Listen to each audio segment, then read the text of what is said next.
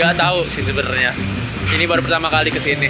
Kalau dilihat dari bangunannya sih kayaknya peninggalan zaman dahulu ya.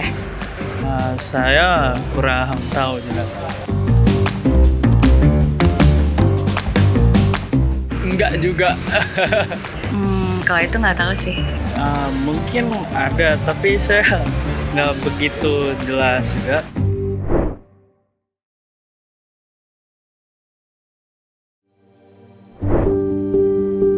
Di Cilincing, Jakarta Utara, terdapat salah satu gereja tertua di Jakarta, yaitu Gereja Tugu.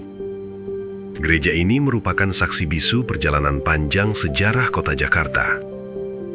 Ia menjadi bagian dari Kampung Tugu, salah satu kampung keturunan Portugis tertua di Jakarta. Sepanjang sejarahnya, Gereja Tugu telah dibangun 3 kali.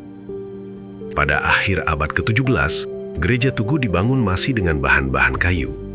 Ketika kayu-kayu gereja kemudian mulai lapuk, dibangunlah gereja kedua pada tahun 1737 dengan bahan semi-permanen. Namun pada 1740, gereja ini kembali hancur akibat peristiwa pemberontakan etnis Tionghoa di Batavia. Baru pada 1744, Gereja Tugu dibangun kembali oleh seorang tuan tanah Belanda. Gereja yang pertama dan yang kedua hancur. Itu yang pertama sudah dibangun, kedua hancur. Makanya dibangunlah yang ketiga ini, dikasih tanah oleh Tuan Justinus Vink. Tuan tanah Cilincing lah yang punya, orang Belanda. Dia kasih tanah itu, dia bangunlah gereja ini, sekaligus dia bangun. Makanya kalau kita lihat arsitekturnya gedung gereja, itu memang Belanda banget. Walaupun dibilang gereja Tugu, Portugis, tapi arsiteknya Belanda. Karena memang yang memberikan tanah juga zaman itu, Tuan Justinus Vink itu dia penguasa di Jakarta Utara, dia kasih tanah di Cilincing, dia kasih tanah itu. Akhirnya dibangunlah ini tahun 1744. Mulai bangun itu dari setelah pemberontakan itu 1743-44, bangun selesainya tahun 1747. 1747 selesai, diresmikannya tahun 1748. Gedung ini. Jadi gedung ini sudah yang ketiga, yang terbaru.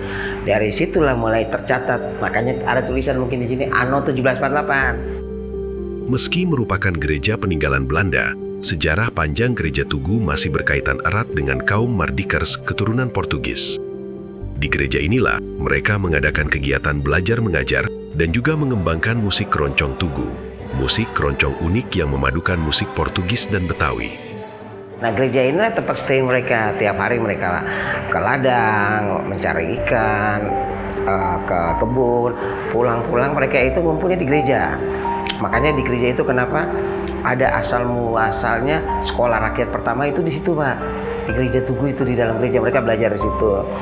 Terus asal muasalnya ada keroncong Tugu pun di gereja itu. Jadi ketika mereka pulang dari kebun, dari berburu binatang atau mencari ikan, mereka sambil duduk di dalam gereja itu sambil main musik ukulele kecil itu, ukulele. Ya bunyinya cerong itu akhirnya dikasih nama keroncong. Itu awal mula cerita keroncong itu sebenarnya yang muncul di situ. Sebagai gereja yang menjadi bagian dari sejarah Jakarta, Gereja Tugu tentunya tak hanya menyimpan kisah sejarah, tetapi juga benda-benda sejarah yang sudah berumur ratusan tahun. Karena Gereja Tugu ini bagian dari sejarah dan terutama di Jakarta Utara ini salah satu ikon yang paling rajin dikunjungi. Salah satu ada di samping kita ini, ada lonceng pertama sejak bangunan gereja ini. Dan saya sudah keliling-keliling di museum di Jakarta. Ini lonceng kami yang paling tertua seumur gedung gereja. Jadi kalau seumur gedung gereja kita tahun 1748, jadi kurang lebih ya 276 tahun kurang lebih. Nah, saya sudah cek di museum itu, ada dari salah satu dari daerah Sulawesi itu cuma 100-an tahun, 180-an tahun, itu nggak nyampe 200, kita yang lebih tua. Dan mereka minta ini dibawa ke museum, tapi kami nggak, karena ini benda sejarah yang salah satu benda yang memang menjadi daya tarik orang pengunjung ke sini. Ini satu. Selain itu ada pun benda-benda sejarah yang masih ada di gereja, yang masih asli. Gedung gerejanya, furniture yang ada, contohnya itu ada baptisan, bejana untuk baptisan, bejana untuk perjamuan, itu pun masih asli di sana dan itu tersimpan. Lalu bagaimana dengan kegiatan Natal di Gereja Tugu? Nah, untuk Natal itu kita kegiatannya panjang lah. Sudah mulai dari tanggal 12 kemarin itu sekolah sudah bikin Natal, SD, SMP, TK, dan ini nyambung tentang hari ini komunitas Ikatan Keluarga Besar Tugu perayaan Natal juga mereka keturunan orang Portugis ini. Nanti menyambut lagi Natal tanggal 24, 25, tanggal 26 terus bersama, dan itu beruntut sampai kurang lebih ada kegiatan perayaan Natal di sini ada kurang lebih sampai 20 kali. Itu ada perayaan Natal di daerah di lokasi gedung gereja ini. Itu yang menjadi catatan bahwa uniknya gereja Tugu ini membuat ini. Nah, ada lagi catatan yang hari ini juga kan nanti kita bisa lihat bahwa ketika Natal selalu diiringi dengan musik keroncong Tugu. Musik keroncong itu ciri khas gereja Tugu, musik keroncong. Dan ini karena ibadahnya perayaan Natal Ikatan Keluarga Besar Tugu, mereka semuanya ala Tugu. Keroncong Tugunya ada, kegiatan dia punya budayanya itu ada mandi-mandi, ada rabu-rabu. Mandi-mandi itu rabu-rabu. Awal itu rabu-rabu dulu tanggal 1.